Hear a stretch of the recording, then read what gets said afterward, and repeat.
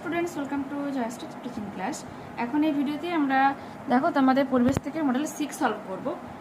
একের কথা বলেছে চুম্বকের ধর্ম হলো লোহাকে আকর্ষণ করা।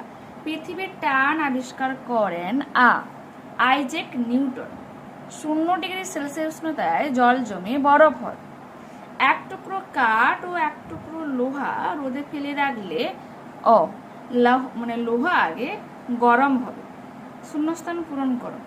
জলের জলীয় বাষ্প পরিণত হওয়ার ঘটনাকে বাষ্পীভবন বলে। মানুষের শরীরের স্বাভাবিক উষ্ণতা 98.4°F। পালতোলা নৌকা বায়ু শক্তির সাহায্যে চলে। সূর্য হলো সকল শক্তির উৎস। কাজ করার ক্ষমতাকে শক্তি বলে। সত্য। বাষ্পীয় ইঞ্জিন চলে বিদ্যুৎ শক্তিতে, সরাসরি কিন্তু বিদ্যুৎ শক্তিতে চলে না, মিথ্যা। সেলসিয়াস স্কেলে সর্বনিম্ন তাপমাত্রা 32°C, মিথ্যা। তাপের প্রভাবে বস্তুর আয়তন বাড়ে, সত্য। বাঁধ কাকে বলে? একটি প্রতিবন্ধক দেওয়ালকে বোঝানো হয় যেটি জলের প্রবাহকে বাধা দান করে, ঠিক আছে, বা সেটি জলের প্রবাহকে বাধা দান করে।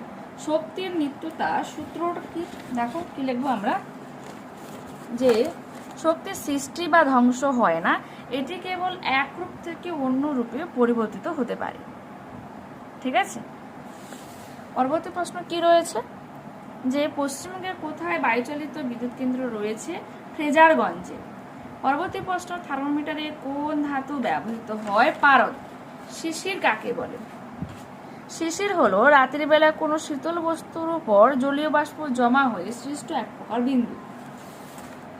দুটি বিকল্প জ্বালানির উদাহরণ বায়োডিজেল, জৈব জ্বালানি, ইথানল, এগুলো, ঠিক আছে।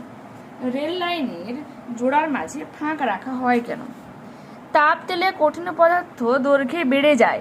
রেল লাইনের উপর দিয়ে যখন ট্রেন যায় তখন ট্রেনের চাকার সঙ্গে লাইনের ঘর্ষণে লাইনটি খুব উত্তপ্ত হয়ে ওঠে।